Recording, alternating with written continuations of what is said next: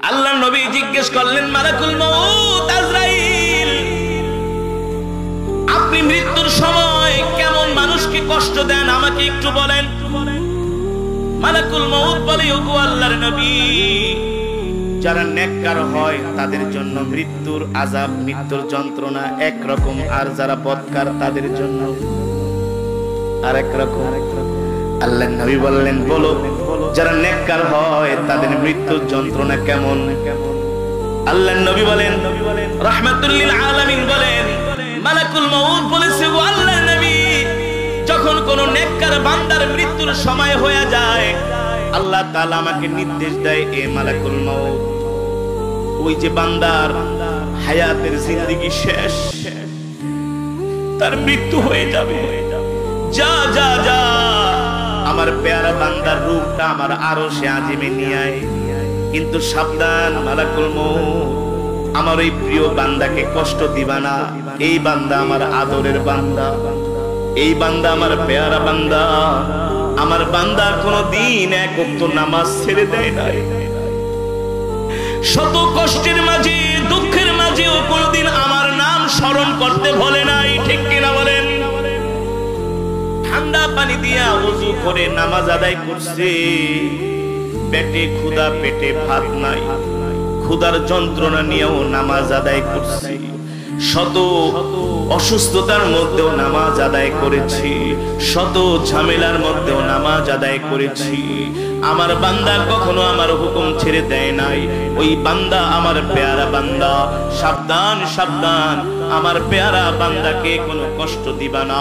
আল্লাহ তাআলা বলে, মালাকুল মউত, জান্নাত থেকে একটা সাদা শুভ্র রুমাল নিয়ে যাও, আর জান্নাত থেকে একটা খুশবু নিয়ে যাও, যে খুশবুর নাম হলো রাইয়ান।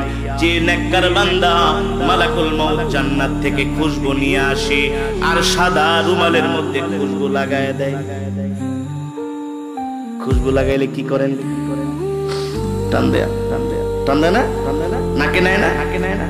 মালাকুল মউত যখন জান্নাতি খুশবু তার নাকের কাছে ধরে, আল্লাহর কোরআন বলছে, বাবা আমি বলি না, আল্লাহ তাআলা বলছেন, ইয়া আইয়াতুহান নাফসুল মুতমাইন্নাহ ইরজিই ইলা রাব্বিকি রাদিয়াতান মারদিয়া, আল্লাহু আকবার, ফাদখুলি ফি ইবাদি ওয়াদখুলি জান্নাতি। মালাকুল মউত বলে, জান্নাতি আত্মা, আল্লাহর হুকুম পালনকারী আত্মা, বের হয়ে আয়, রব তোর উপর সন্তুষ্ট, রব তোর উপর সন্তুষ্ট, তোর জন্য রব অপেক্ষা করছে, তোর জন্য আছে মহাপুরস্কার। ফাদখুলি ফি ইবাদি ওয়াদখুলি জান্নাতি। তোমার নেক আমলের কারণে, আল্লাহর গোলামি করার কারণে আল্লাহ তাআলা তোমার জন্য জান্নাত রেডি করে রেখেছেন। আল্লাহু আকবার। এই কারণে দেখবেন কিছু আল্লাহওয়ালা মানুষ, নেককার মানুষ, জান্নাতি মানুষ, ইন্তেকালের সময় তাদের চেহারার মধ্যে হাসি ফোটে, ফোটে কি ফোটে না? চেহারার মধ্যে হাসি ফোটে। কারণ কি রে ভাই? কারণ আব্দুল্লাহ ইবনুল মুবারক রাহমাতুল্লাহি আলাইহি, আব্দুল্লাহ ইবনুল মুবারক রাহমাতুল্লাহি আলাইহি আল্লাহর প্যারা বান্দা, অনেক বড় বুজুর্গ, অনেক বড় বুজুর্গ। কোনদিন আব্দুল্লাহ ইবনুল মুবারক কোনদিন এক ওয়াক্ত নামাজ কাজা করে নাই, এমনকি তাহাজ্জুদের নামাজ কোনদিন ছেড়ে দেয় নাই। আল্লাহ রাসূলের আদনা থেকে একটা আদনাত সুন্নত কোনদিন আব্দুল্লাহ ইবনুল মুবারক ছাড়ে নাই। আব্দুল্লাহ ইবনুল মুবারক রাহমাতুল্লাহি আলাইহি ইন্তেকালের সময় মুস্কি মুস্কি হাসতেছে। সুবহানাল্লাহ বলে। 3 দিন পরে তার সন্তান স্বপ্ন দেখলেন। স্বপ্নের মধ্যে সন্তান তার বুজুর্গ পিতাকে বলছেন, আব্বাজি, ইন্তেকালের সময় আপনি মুস্কি মুস্কি হাসতেছেন, কারণ কি? কারণ কি? কারণ কি? আব্দুল্লাহ ইবনুল মুবারক বলে, বাবারে, মৃত্যুর সময় আমি এই কারণে মুস্কি মুস্কি হাসতেছি, যখন মালাকুল মউত আমার কাছে আসতেছিলেন আর আল্লাহ তাআলা আমার জন্য জান্নাতের দরজাটা খুলে দিয়েছে, আমি জান্নাতের নাজ নেয়ামতগুলো দেখতেছি, আর ওই দৃশ্য দেখলে হাসা ছাড়া কোনো উপায় নাই। তুমি বলো তাহলে কি আমি হাসবো নাকি কাঁদবো? এ আমার সন্তান শোনো, আমি আমার রবের হুকুম মানার কারণে, রবের গোলামি করার কারণে রব আমাকে সম্মানিত করেছেন। সুবহানাল্লাহ। রব আমার কবরটাকে জান্নাতের বাগান বানিয়ে দিয়েছেন। আল্লাহর নবী বলেন, রাহমাতুল লিল আলামিন বলেন, এ মালাকুল মউত, তারপরে আমার বান্দার রূহটা কিভাবে আনো? বলে আপনার উম্মত যখন ওই জান্নাতি খুশবুর ঘেরান পায় আর লোভ সামলাইতে পারে না, খুশবুর ঘেরানের চোখে এমন একটা টান মারে, ওই খুশবুর ঘেরানের ঘেরানে তার পরশতায় সে আস্তে আস্তে করে ঘুমায় যায়। আল্লাহু আকবার। আর ঘুমের ঘরে আমি তার জান কবজ করি, সে কোনো টেরও পায় না। অপরদিকে যারা বদকার, তাদের অবস্থা কি হয়? মালাকুল মউত বলে, ওগো আল্লাহর নবী, তাদের সামনে আমি এমন একটা ভয়ঙ্কর চেহারা নিয়ে যাই, এমন একটা রূপ নিয়ে যাই, এমন একটা ভাবে, এমন একটা অবস্থায় আমি ওই নাফরমানদের সামনে হাজির হই, বদকারদের সামনে হাজির হই। আমার বিশ্রী চেহারা, ভয়ঙ্কর চেহারা দেখার সাথে সাথে তাদের চোখগুলো বড় বড় হয়ে যায়, তারা ছটফট করতে থাকে। এই কারণে দেখবেন কিছু মানুষ মৃত্যুর সময় ছটফট করে, ছটফট করে, হাত লড়ায়, পা লড়ায়, অস্বস্তি হয়ে যায়। কারণ কি? কারণ আরে মৃত্যু তো হলো মুমিনের জন্য একটা হাদিয়া। সুবহানাল্লাহ।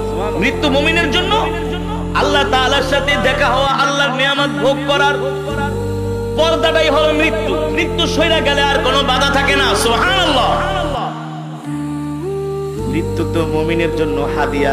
মৃত্যুর সময় মুমিন কখনো বিচলিত হয় না, ঠিক কিনা বলেন? মুমিন বিচলিত হতে পারে না।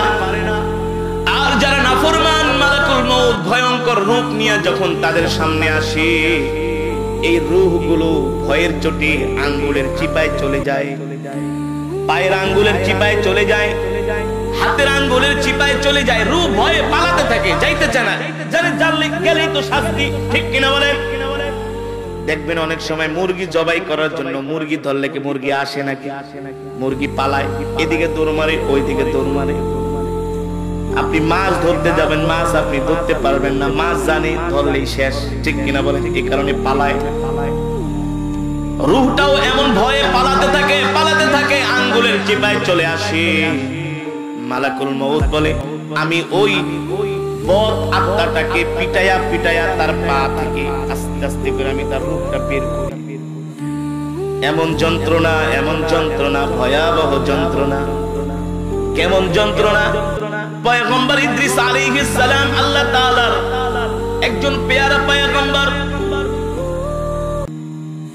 ইতিহাসের মধ্যে এসেছে পয়গম্বরের একটু শখ হলো যে মৃত্যু যন্ত্রণাটা কেমন এটা একটু বোঝা। মৃত্যুর যন্ত্রণা কতটা ভয়ঙ্কর এটা একটু বোঝা, একটু বুঝবে, সে জানবে।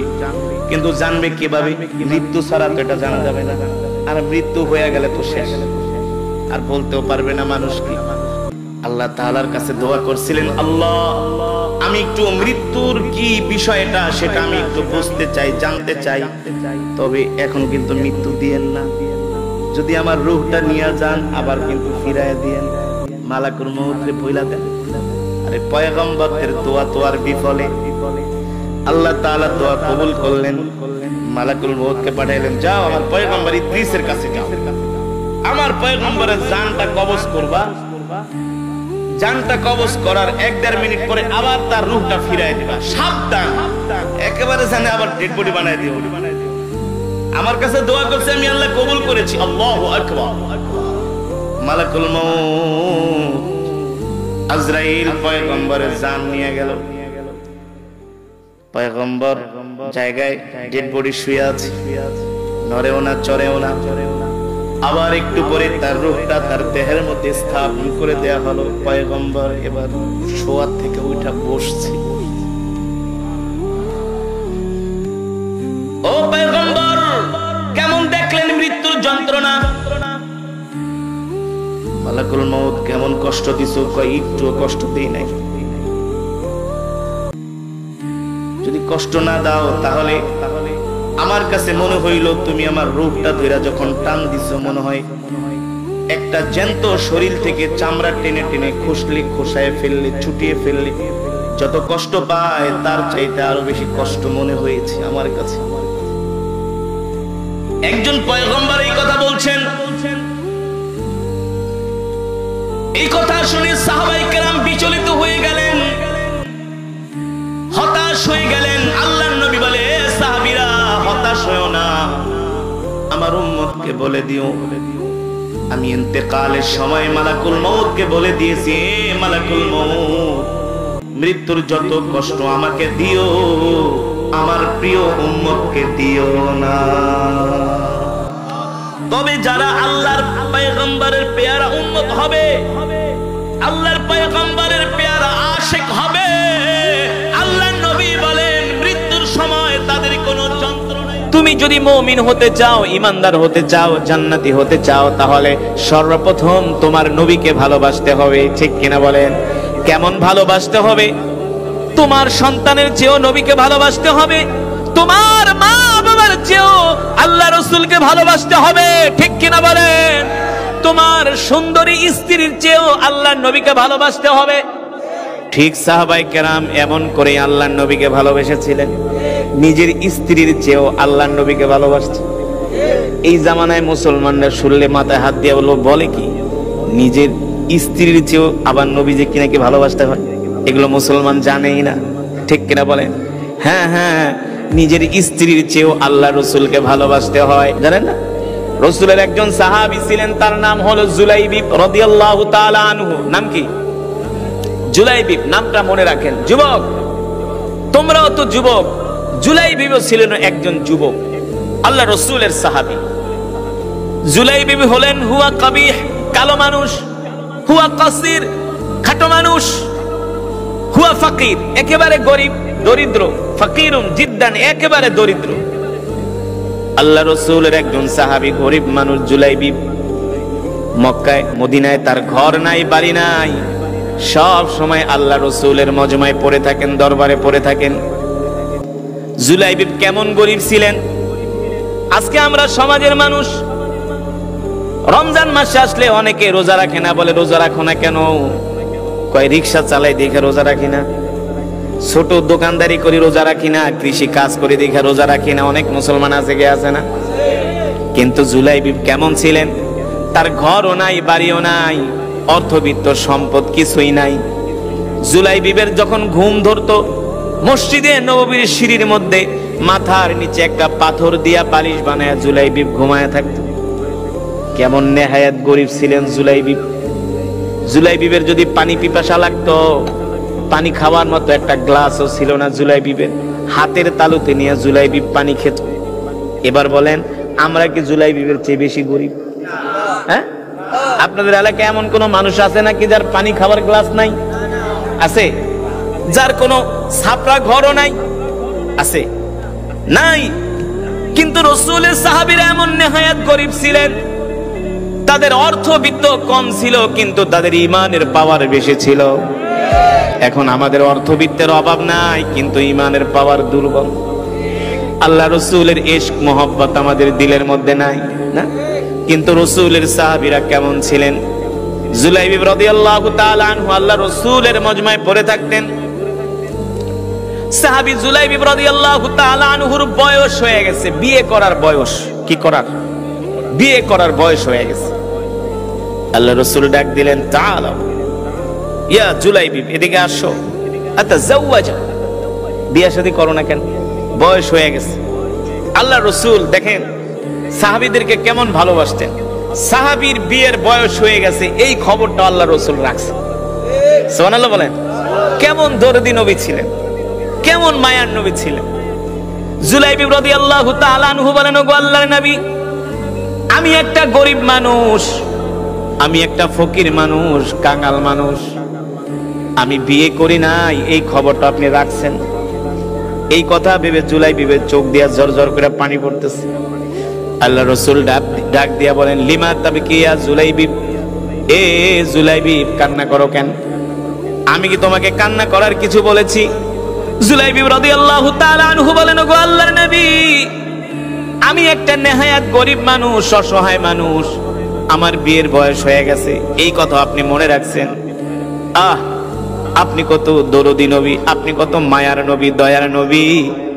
এই কারণে তো আল্লাহ তাআলা কোরআনুল কারীমের মধ্যে বলছেন, ওয়ামা আরসালনাকা ইল্লা রাহমাতাল লিল আলামিন। আল্লাহু আকবার। আল্লাহ তাআলা বলেন, নবী আমি আল্লাহ আপনাকে সমগ্র বিশ্ববাসীর জন্য রহমত করে পাঠাইছি। সুবহানাল্লাহ বলেন। আপনি সমগ্র বিশ্ববাসীর জন্য রহমত, আপনি সমগ্র বিশ্ববাসীর জন্য বরকত। সুবহানাল্লাহ বলেন। আল্লাহ নবী ছিলেন আমাদের জন্য দয়ার নবী, রহমতের নবী, মায়ার নবী। আজকে নবী নাই, আমরা এতিম হয়ে গেছি। আজকে দরদি নবী না থাকার কারণে আমরা অসহায় হয়ে গেছি। ঠিক কিনা বলেন? কেমন ছিলেন আল্লাহর নবী? জুলাইবিব রাদিয়াল্লাহু তাআলা আনহুকে ডাক দেয়া বলে, জুলাইবিব বিয়া শাদী করো, বয়স হয়ে গেছে। জুলাইবিব রাদিয়াল্লাহু তাআলা আনহু বলে, গো আল্লাহর নবী, আমি একটা গরিব মানুষ, ঘর নাই, বাড়ি নাই, টাকা নাই, পয়সা নাই, কে আমার কাছে মেয়ে বিয়ে দিবে? আল্লাহর নবী বলে, শুধু তুমি বলো তুমি বিয়ে শাদী করবা কিনা। বিয়ে আবার কে করতে মন না চায়? হ্যাঁ, বিয়ে আবার কার করতে কথা না, যে একটা করছে তারও আরো একটা করতে মন চায়। আপনাকে মন চায় না? হ্যাঁ, বিয়ে করা কি হারাম? আরে মিয়া, মাসনা ওয়া সুলাসা, পারলে 4টা বিয়ে করেন, জায়েজ আছে। বলতে পারেন হুজুর বিয়ে তো করতে মন চায়, কিন্তু বুক ফাটে তো মুখ ফাটে না, বউয়ের মায়ের ডরে।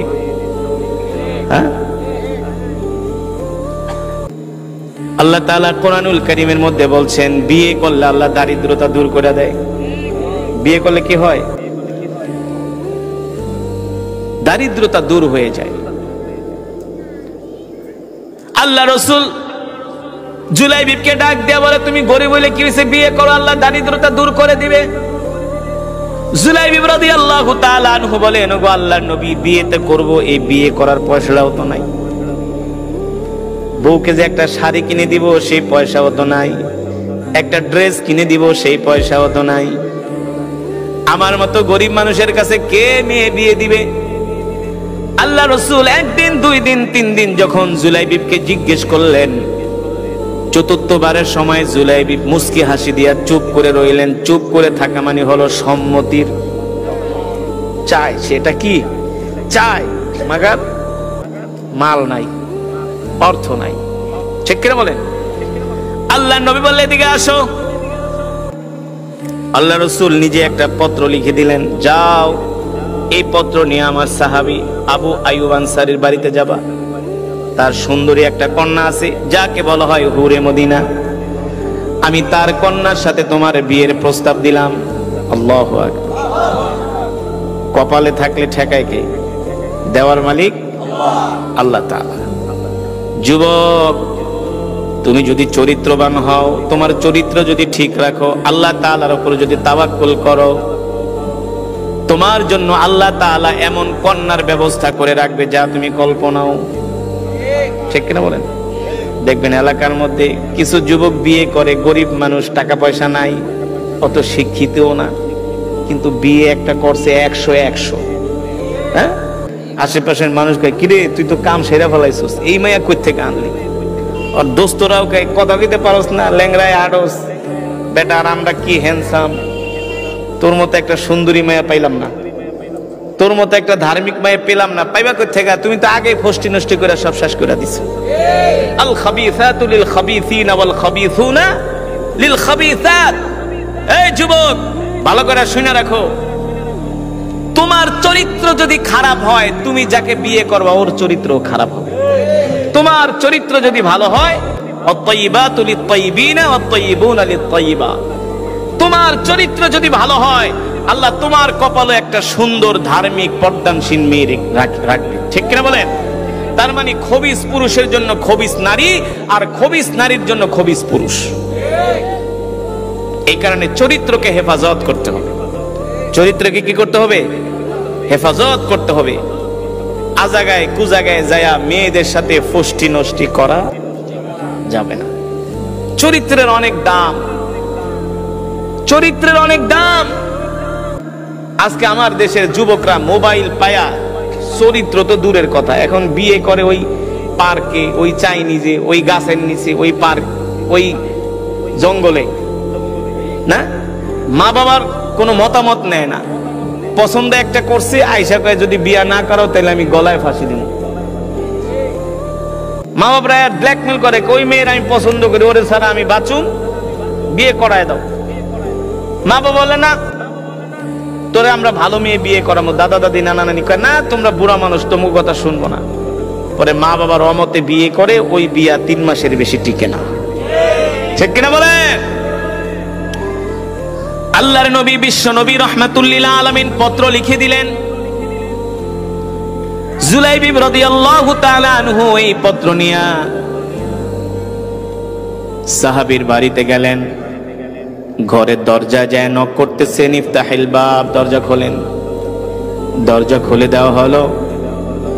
সাহাবী দেখেন তার ঘরের সামনে একজন কালো যুবক দাঁড়ানো। কালো যুবক দাঁড়ানো। সাহাবী বলে, আমি তো তোমাকে চিনি, তোমার নাম না জুলাইবিব? কয় হ্যাঁ। কয় আমার বাড়িতে কি করো, কেন আসছো, কেন দরজায় নক করলা?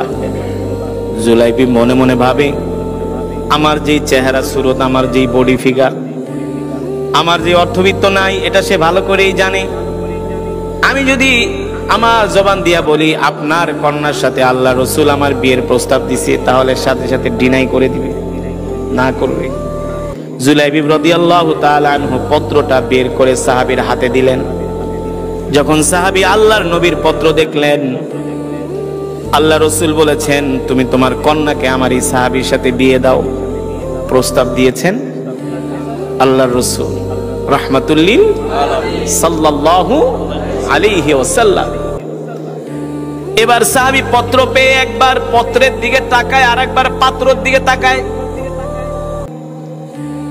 দেখে যুবক কালো, খাটো, গরিব মানুষ, ঘর নাই, বাড়ি নাই, পয়সা নাই, কিছুই নাই। সাহাবী মনে মনে ভাবে, আমার এমন একটা সুন্দরী কন্যার সাথে এই যুবকের বিয়ে দিব। তিনি সিদ্ধান্ত নিতে পারছেন না, চলে গেলেন স্ত্রীর কাছে। যায় বলে, শোনো গো, ওই যে দেখো দরজায় একটা কালো যুবক দাঁড়ানো, ওই যুবকের সাথে আল্লাহর নবী আমাদের কন্যাকে বিয়ে দেওয়ার জন্য প্রস্তাব দিছে। তারা স্বামী স্ত্রী দুইজনের সলা পরামর্শ করছেন কি করা যায়। এই বিয়ের প্রস্তাব তো ফিরিয়ে দেওয়া সম্ভব? এই বিয়ের প্রস্তাব দুনিয়ার কোন সাধারণ কেউ দেয় নাই। এই বিয়ের প্রস্তাব দিয়েছেন রাহমাতুল লিল। সাহাবী জুলাইবিব অনেকক্ষণ ঘরের দরজায় দাঁড়ায়া মন খারাপ করে চলে গেছে। না, কাম হইব না, এত ধনী মানুষের মেয়ে, সুন্দরী মেয়েকে আমার কাছে কাইল্লার কাছে দিব নাকি? টাকা নাই, পয়সা নাই, ঘর নাই, বাড়ি নাই। মনের দুঃখে আল্লাহ নবীর বাড়ি থেকে হাঁটা শুরু করছে। গাছ যদি ভালো হয়, ফলও ভালো হয়। মা বাবা ভালো হলে সন্তানও